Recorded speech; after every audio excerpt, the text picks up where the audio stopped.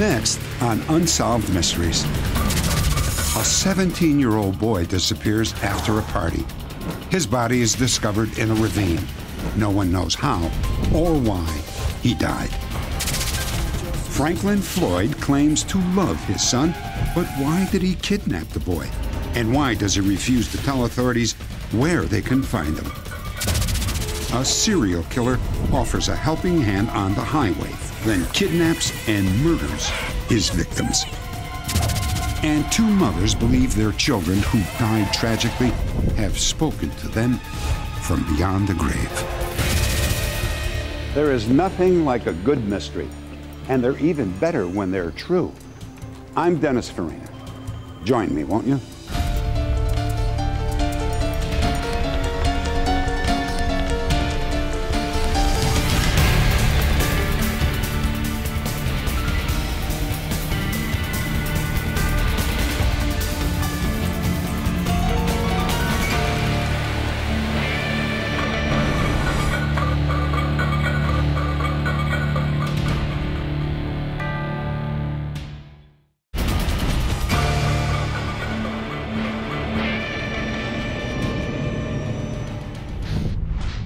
This is Michael Hughes. He is 6 years old in this picture, and he's missing. Michael was living with foster parents when he was kidnapped by Franklin Floyd, who claims to be his father. You're acting like I walked up to a McDonald's and took a strange boy and walked off with him. And that's where you're wrong. Actually, Franklin Delano Floyd is not the father of Michael Hughes. In fact, Floyd was convicted of kidnapping Michael and was sentenced to more than 50 years in prison. Floyd insists the boy is alive and safe, but he refuses to tell anyone where Michael is or who is taking care of him. This case against Franklin Floyd and Michael Hughes is one of the most bizarre we have ever profiled. It's a twisted tale of cruelty and self-delusion that defies belief. One fall morning, Franklin Floyd walked into Principal James Davis's office at an elementary school in Oklahoma City. He claimed to be the father of 6-year-old Michael Hughes. He came in, he was acting rather nervous. He said, "What I'm doing is very difficult." He said, "I'm ready to die. If you don't help me, you won't live either." Floyd pulled out a gun. He threatened to kill Principal James Davis if he didn't take Floyd to see Michael immediately. Floyd followed the principal down this hallway to Michael's classroom. He then forced them both into the principal's pickup truck. Floyd ordered James to drive out to the country. Then when we got down here a ways, he told me to stop. And he had me to get out of the truck and go into the woods. He left Michael in the truck, and he followed me into the woods. Floyd handcuffed James to a tree and left. James was rescued several hours later, but for the next 2 months, there was no sign of either Franklin Floyd or Michael Hughes. Floyd was finally arrested in Louisville, Kentucky, but Michael was nowhere to be found. When authorities dug into Floyd's background, they discovered a trail of pathological behavior that began long before Michael. Some 20 years earlier, Floyd had settled in Oklahoma City using the name Trenton B. Davis. Floyd had a young girl in tow. He told everyone that she was his daughter, Suzanne. Floyd moved away 3 years later, and for the next decade took Suzanne from town to town, often using an alias. When Suzanne turned 17, she gave birth to Michael. Floyd claimed to be the boy's father. He then married Suzanne, the girl he had been presenting as his daughter. When Michael was 2, Suzanne was killed in a mysterious hit-and-run accident. Though he was never charged, the prime suspect was none other than Franklin Floyd. After Suzanne's death, Floyd left Michael in foster care and disappeared. Michael's foster parents remember him as a child with many difficulties. He was not up to grade for his age. He didn't have muscle control like he should have. He did not talk at all. He was very hysterical. He was delayed That's so severely that he was in an infant STEM class, and he tested out at 9 months.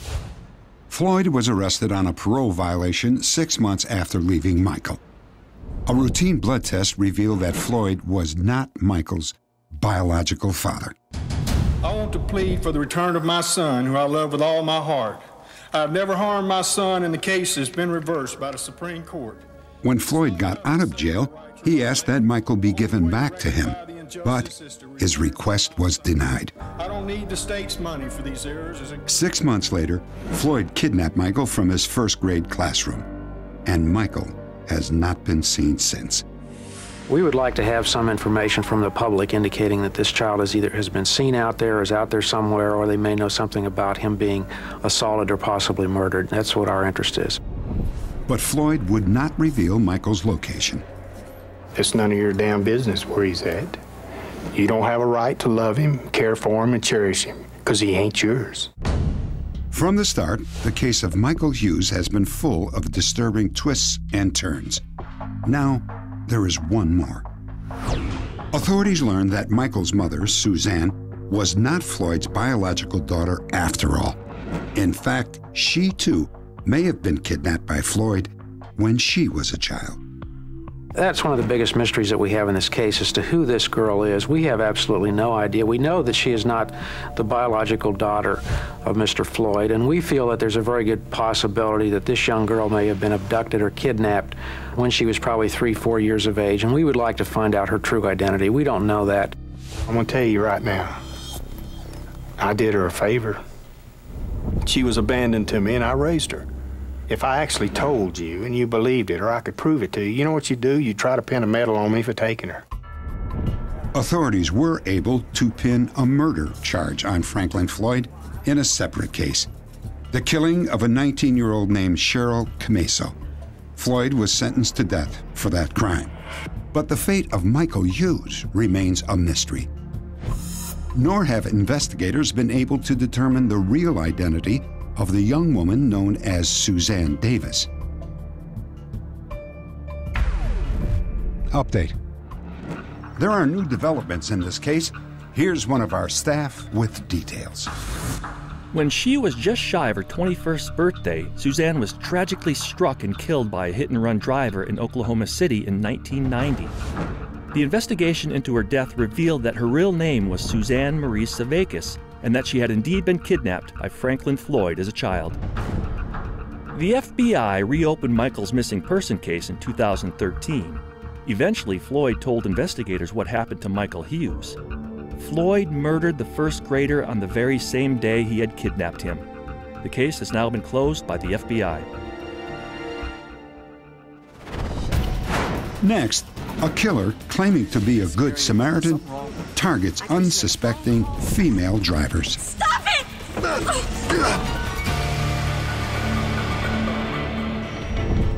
As children, we're taught never to get into a car with a stranger.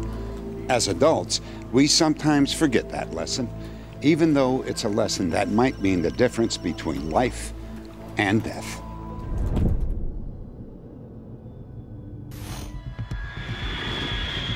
Baltimore, Maryland. I'm going right to the mall. I'll call you when I get there. All right, how are you getting there? 495 to 66 to 29 straight to Charlottesville. All right, you got a full tank of gas? I filled it last night. Good, love you. I love you. Early one spring morning, Alicia Showalter Reynolds said goodbye to her husband and left home. It was a Saturday around 7:30 a.m. Bye. Alicia planned to drive more than 150 miles to spend the day shopping with her mother in Charlottesville, Virginia. She left early, giving herself plenty of time to be at the mall by 10:30. Alicia's mother arrived on time, expecting her daughter at any moment. But when Alicia was late, Sadie Showalter became worried. Right about 11 o'clock, she wasn't there, and I said, "This is not like Alicia. I wonder what's going on." But I made myself wait till 11:15, and I then finally called her husband, called Mark. Have you heard from Alicia? No, I've been waiting. It's over a half hour. At that point, I said, you know, the weather is kind of bad this morning. You know, there was a little fog, there was a little drizzle. Could have been some slick roads. Maybe she just slowed down a little bit, or, you know, give her a little while and give me a call back. Sadie continued to wait. An hour passed, then 2, but Alicia never showed up. At 6 that evening, a Virginia state trooper found Alicia's car abandoned along a highway near Culpeper, Virginia, 50 miles from the shopping mall. A white paper napkin had been tucked under the windshield wiper, a commonly used signal for car trouble. When the car was examined, however, there were no mechanical problems. My gut reaction immediately was that she was gone, that somebody had abducted her and taken her. I feared the worst, but we were told by many, many folks to hope for the best. Now we have an update on our top story tonight. As we told you, 25-year-old Alicia Reynolds disappeared this weekend. Her abandoned car was... The next day, the local news began broadcasting reports of Alicia's disappearance. You didn't come through here Saturday morning? No, not till afternoon, till supper. Okay, thank you. Police set up a roadblock where Alicia's car was found, hoping to track down people who may have seen something. At least 3 people claimed they saw Alicia talking to a clean-cut white man with a dark-colored pickup truck. And close to 20 women called to say that they had recently been approached on the same highway by a man fitting that exact description. Police began to realize that whatever had happened to Alicia might have been a nightmarish plot that had been evolving for weeks. Most of the witnesses talked about a man who would come up behind them or beside them in a dark, small pickup truck, flashing his headlights, honking his horn, looking in any way he could to attract their attention. Hey, lady, pull over! There's something wrong with your car! Most of the women that did have some concern for their vehicle did manage to pull off to the side of the road. He immediately jumps underneath the vehicle, conducts an examination, comes out and then engages them in a conversation, a very polite conversation, about the mechanical difficulties that he has allegedly uncovered. At that point, the helpful stranger usually offered to drive the woman to the nearest phone. This is it. There's a phone right inside. Okay, great. At least 2 women accepted his offer, and nothing happened to them. Bye. Other women found the stranger to be anything but kind and courteous. Some of the women would not pull over for him, but merely went to the next exit or to their destination and had someone else look at their vehicle. Pull over, lady, your car! The only instances where we have found that the individual became agitated were those instances where women either refused his assistance or refused to pull over for him. And in those instances, there was a display of anger by him, such as pounding his fist on the steering wheel or murmuring things under his breath. Looking at all of the stops, I think we pretty much all agree that he was getting his courage up, if you will. He was practicing, getting comfortable in what he was doing with stopping these ladies until he found someone that trusted him enough for him to carry forward what he intended to do. 1 week before Alicia disappeared, a woman driving in the neighboring county apparently fell for the same trick. I didn't mean to scare you, but there's something wrong with your car. There's sparks coming out of the back of your car. So, Sparks? Yes. She said from the first moment she met him, he was soft-spoken. He seemed to be trustworthy. She had no problem with it at all. And she knew that she needed a ride home. She didn't know how to get home, so she accepted the ride. You know, I really appreciate your taking me to the gas station. I don't know what I would have done. Hey, no problem. Glad to help out. Why are we slowing down? I just can't see anything out of this windshield that's frosted. As they were going along the road, he would slow down and make the excuse that he couldn't see because of the vehicles behind him, and he pulled off the road. He did this 3 times. We believe that he was trying to establish a place to do something. Look, if you could just take me to a phone, I can just make a phone call.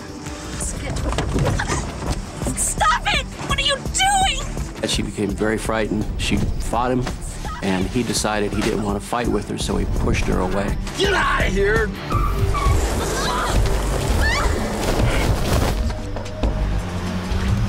woman broke her ankle, but she got away.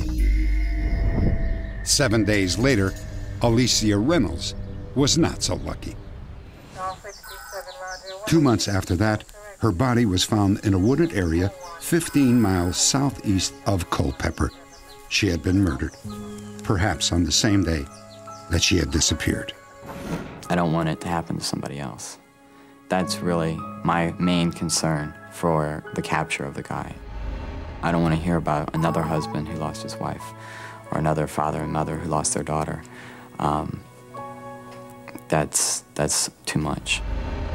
There is a likelihood that the individual has fled this area, possibly the state, and may be in another community now where he may be preparing to start the same type of behavior again.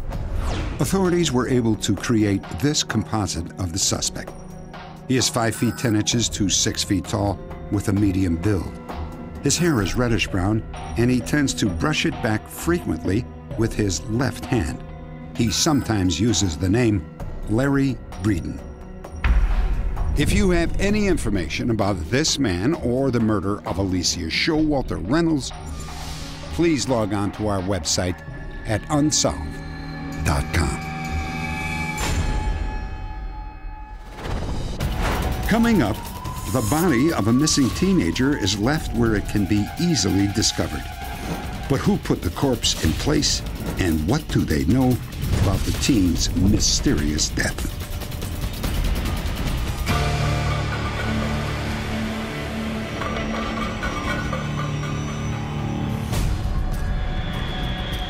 Newburgh Heights, Ohio. One fall day, 3 young boys make a frightening discovery. Wow, is it a dummy? Other than some scratches and bruises, the body shows no obvious sign of injury. One tennis shoe is found in a nearby pile of rocks. The other shoe is missing. I think it's real. Let's get out of here. Several hours later, the body is identified as 17-year-old Kurt Sova.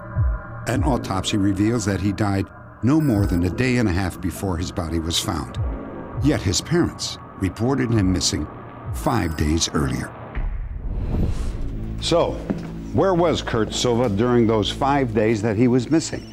How did he die, and where was he killed? For Kurt's parents, these lingering questions make his tragic death even more painful. Kurt lived with his parents in this quiet neighborhood. He was the youngest of 4 boys and the closest to his parents. He never had any trouble with the neighbors. I never had any trouble with him in school. I never had any trouble with him with the police. That's why I can't understand what happened. Kurt left home for the last time late on a Friday afternoon. 1 block from his house, he met up with a friend. How you doing? Nothing much. How about you? All right. Hey, party tonight. Yeah, where? At Sue's house. Let's hit it. Tonight? It was not like him to be gone overnight. It was not like him to stay out after 10, 10:30, 11 o'clock the latest, and that was only when we knew where he was. This night, he just never came home. When Kurt wasn't home by Saturday morning, his parents began calling his friends. Kurt's father, Ken, searched for him around the neighborhood. There was no sign of Kurt Sova.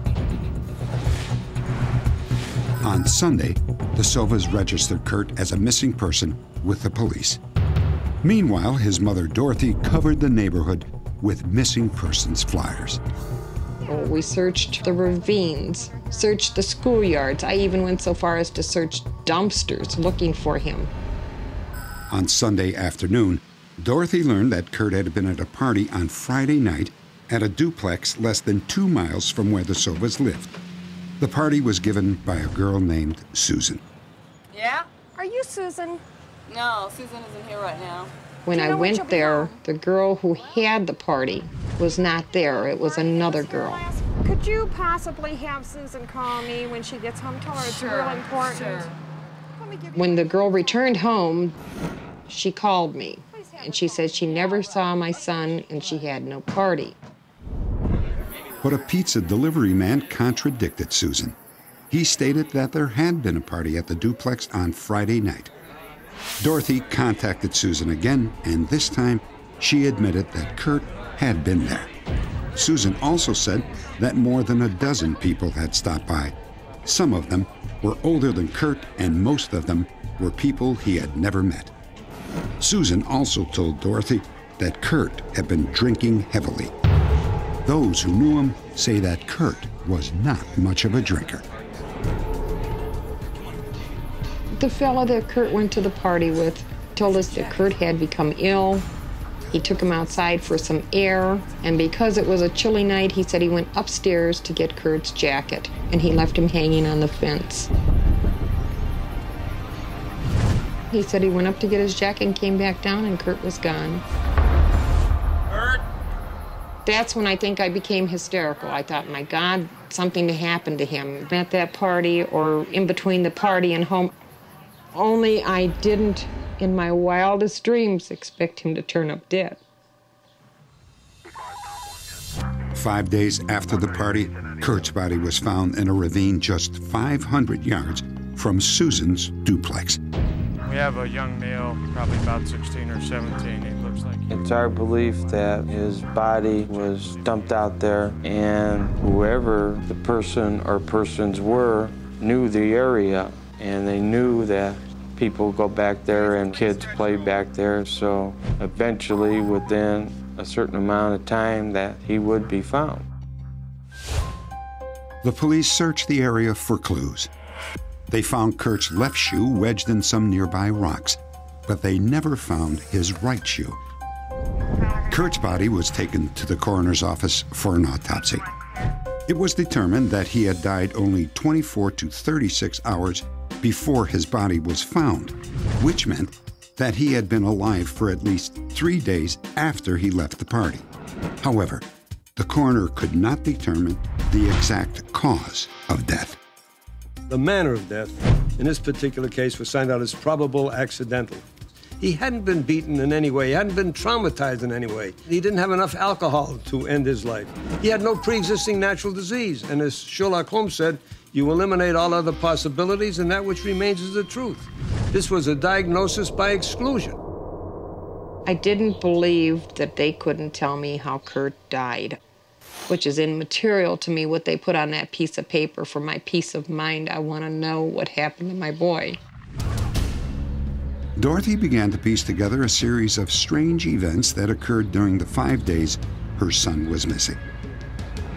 A friend of Kurt's named David Trusnick claimed that he saw Kurt 3 days after he disappeared. Kurt and another boy were walking along a busy street less than a mile from the Sova home. I pulled over to offer Kurt a ride. At this point, a van pulled up, and Kurt yelled out, "Franco."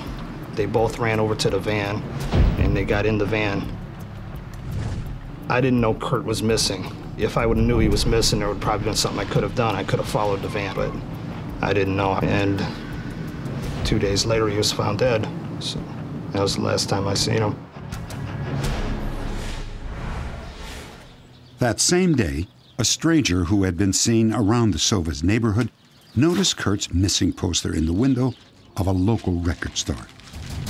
There you go. Thank you. Okay, see you later. All right, bye-bye. Can I help you with something? See that picture of that boy over there? Yeah, what about it? You might as well take it down. You're gonna find him dead in 2 days. Nobody's gonna know why he died. The manager was skeptical. However, she soon had a reason to be afraid.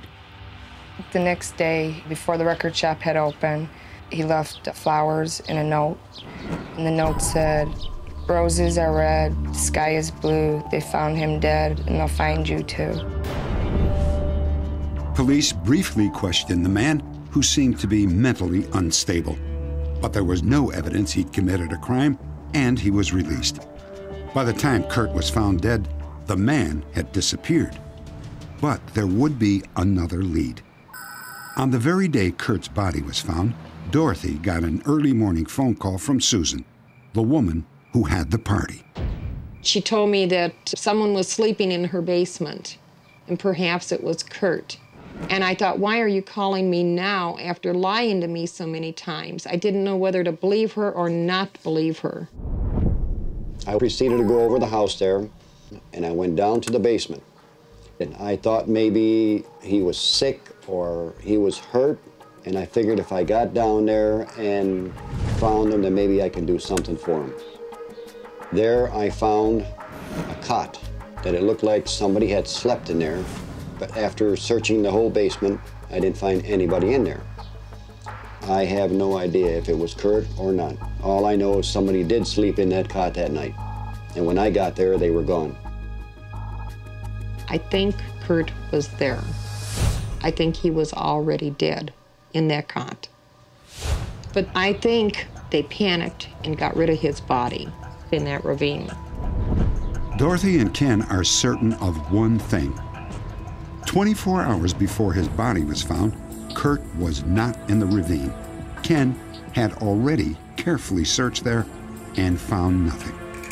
I knew it wasn't there the day that I was searching. So they must have dumped it off that evening. I looked around, and I'm sure that if Kurt was down there, I would have noticed that bright yellow T-shirt that he had on against any of the terrain. 3 months after Kurt died, the mystery of his death intensified. The body of Eugene Cavett, a boy Kurt used to know, was found in another ravine on the same street, just 2.5 miles from where Kurt's body was discovered. Both boys had been missing for a few days before they died, and Eugene's right shoe was also never found. The mysterious death of Kurt and Eugene leave a trail of disturbing questions, and years later, Dorothy and Ken are still searching for answers. We still don't know any more than the day we went out looking for him. But I believe that somebody out there knows exactly what happened to Kurt, and they're just being quiet about it. I don't think I will ever come to peace with myself until I find my answers. And if I don't find out through this program, I'll keep on searching. I'll search to the day I'm buried myself. This case is still open and classified as a probable accident. New investigators assigned to the case are hopeful they can determine how Kurt died. If you know anything about the death of Kurt Sova or Eugene Cavett, please log on to our website at unsolved.com.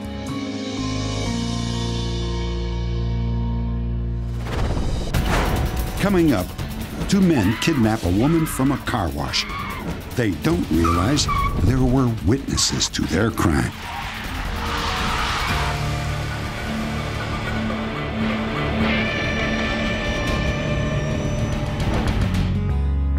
Oklahoma City, Oklahoma. Recently, we told you the story of Meredith Atkinson, who was looking for her birth mother, Rosemarie Lutner. In 1938, Rosemarie found herself pregnant and unmarried. She looked for help at a local shelter for unwed mothers in Oklahoma City. It was there that Meredith was born. Meredith, I'd like for you to keep in mind that with adoption confidentiality... 53 years later, Meredith returned to search for clues about her past. I found out that my mother had 1 sister and 4 brothers. They were field workers. I would like to be able to look at her and tell her, Mother, I understand. After watching our program, a private investigator named Glenda Allen contacted Meredith and volunteered to help with her search. Just 1 month later, Meredith and her 2 children traveled from Arizona to Oklahoma after Meredith's mother, 78-year-old Rosemarie Lutner, was found. Hi there, Walter. Walter. Glad to know you, Walter. Yeah. Meredith's uncle, Walter, Rosemarie's brother, answered the door. And I'm at this. Is this Rose? Yeah. Hi, Rose. I think that finding my mother and seeing her and her family has brought closure to my life. Yeah. You know Marianne? Yeah. I needed this. You were even a great grandma. Yeah. Do you know that? Sure. Yes. I'm just tickled to death she's here. Yeah, I just wish we was closer together. We could visit a little more often, you know, but I plan to go through there and visit her in Arizona when I go see my brothers. It's like gaining a new family, and it's like gaining new friends, too. Do you care if I call you Mother? No. No.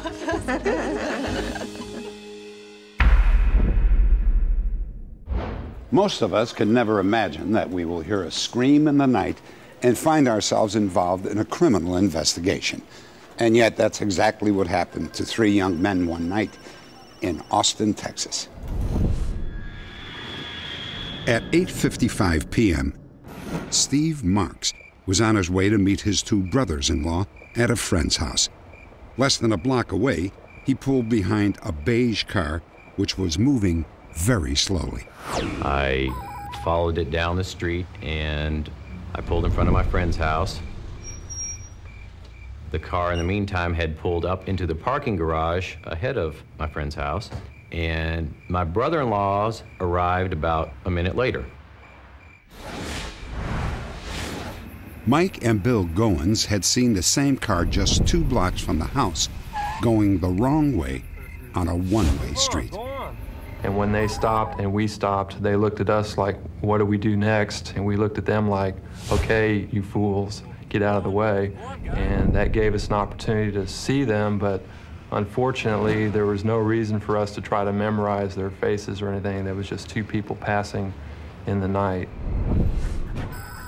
5 minutes later, Mike and Bill met up with Steve. The house was just 200 feet from a 24-hour do-it-yourself car wash. Thinking about going out to eat. I want to go over to my house for some spaghetti. When we were on the porch, all we could see was the side of the car wash. So when we heard the scream and the car door or trunk slam, all we saw was the car pull out.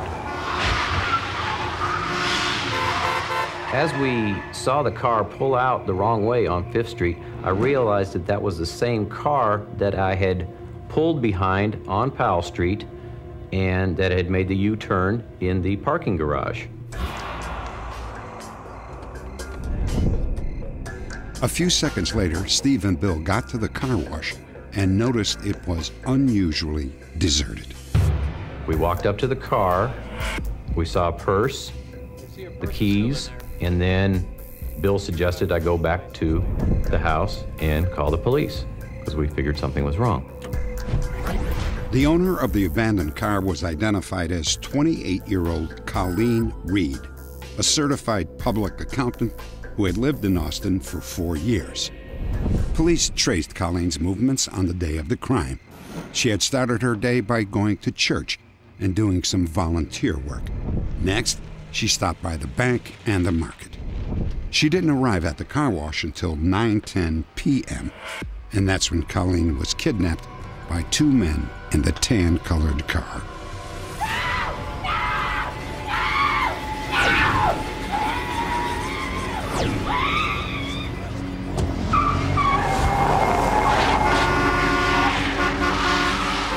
I've almost convinced myself that we will someday see her again, that she's being held somewhere. And the reality is that's probably not true, but there is a possibility. Update. The investigation led police to Elva Hank Worley and Kenneth McDuff. Worley admitted his involvement in Colleen's abduction and pleaded guilty to a charge of aggravated sexual assault. He was sentenced to 40 years in prison. However, Worley insisted he did not kill Colleen Reed. Kenneth McDuff was eventually convicted of murdering Colleen and was sentenced to death. Finally, 1 month before his execution, McDuff led police to the remains of Colleen Reed. At long last, Colleen's family could lay her to rest. Next, 2 mothers believe their children have spoken with them from beyond the grave.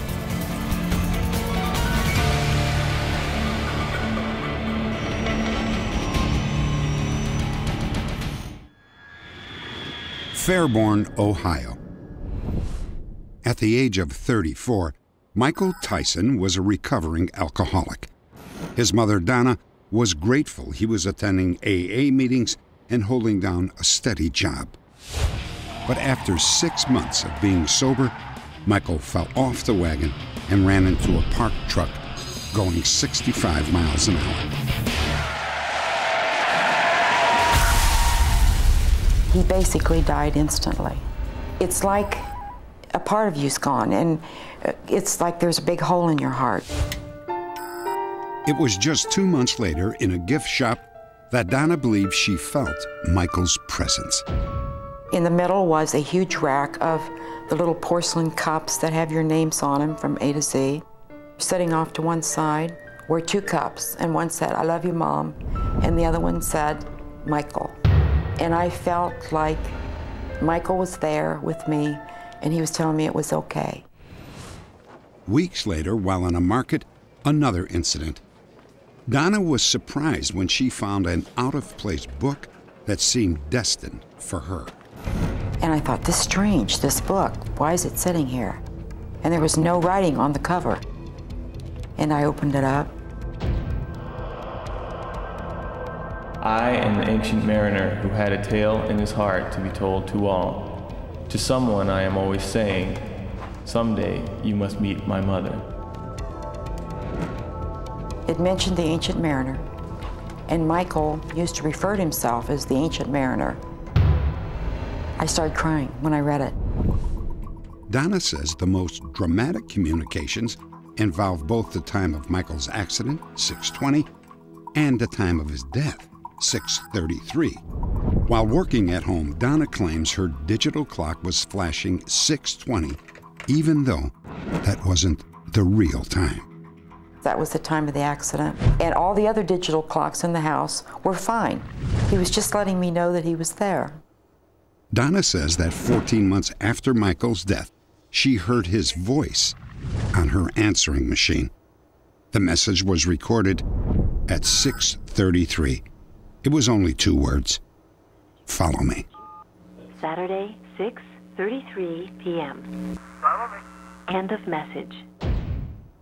And I was dumbfounded. I had his friends come over and listen to it. His sisters listened to it, and it is Michael's voice. Donna is convinced that the messages from Michael are meant to bring her comfort, but others have a different explanation.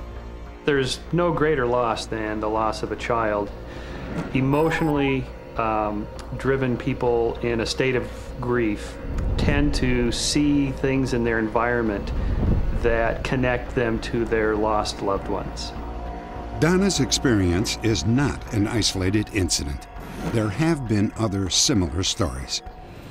Sharon Troop believes that her daughter Wendy has appeared to her several times. Wendy was a freshman in college when she was the victim of a date rape.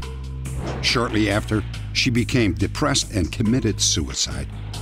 Wendy was only 19 years old.